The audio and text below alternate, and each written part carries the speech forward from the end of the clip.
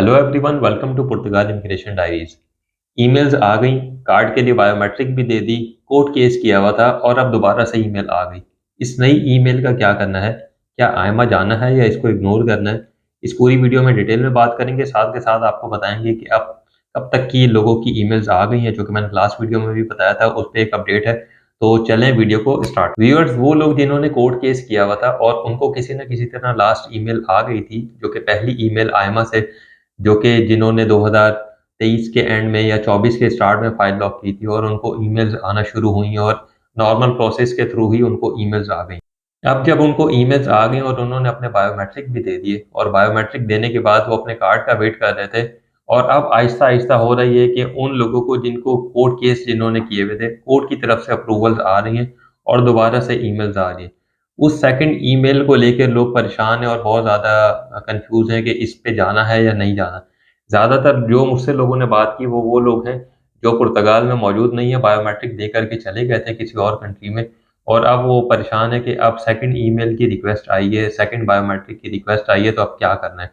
तो जैसे मैंने आपको लास्ट वीडियो में भी बताया था, जिसको आपने अपना जो आपका लॉयर था, तो आपने सिर्फ़ उसी से कंसल्ट करें, जैसा वो कह रहा है उस पे चलें, क्योंकि आपने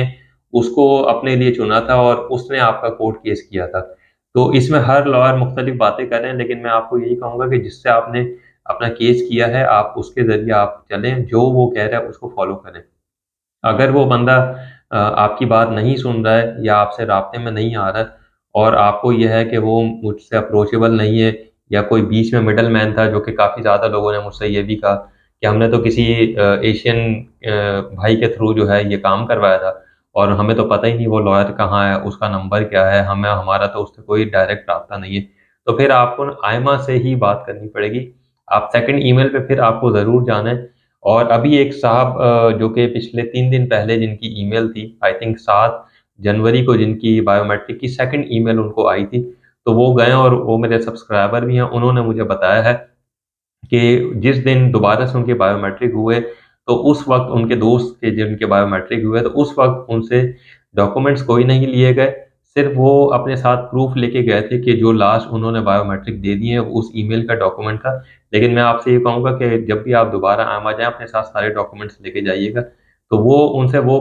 चीज़ देखी गई और दोबारा से उनके बायोमेट्रिक हुए। इस बार उनसे फ़ीस नहीं ली गई, जो कि मैंने एक पहली वीडियो में भी बताया था कि एक सब्सक्राइबर ने ही बताया था कि उनसे फ़ीस भी दोबारा से ली गई है। तो इस केस में फ़ीस नहीं ली गई, लेकिन जब आप अगर आप लॉयर के थ्रू राब्ते में नहीं है लॉयर के साथ, तो फिर आपने डायरेक्टली आइमा से राब्ता करना है, और अगर वो आइमा आपको बुला रहे हैं, तो आप अपने साथ अपनी सारी चीज़ें लेकर के जाएँ और वहाँ जा कर के उन्हें दिखा दें और उन्हें ये बताएँ कि मेरे ऑलरेडी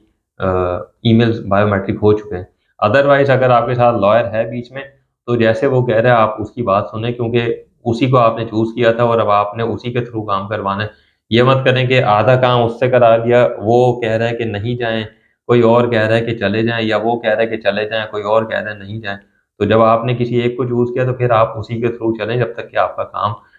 होता नहीं कंप्लीट, और नहीं है उससे राब्ता, तो फिर आपने डायरेक्टली आइमा से ही राब्ता करना है। सेकंड के फ़ेज़ में जो मैंने आपसे कहा था, ईमेल्स अब तकरीबन सबको आ चुकी हैं। अब मैंने जैसे पहले भी वीडियो में बताया था कि अब अगर किसी की ईमेल्स नहीं आ रही, तो वो आइमा की साइट में ग्लिच है, और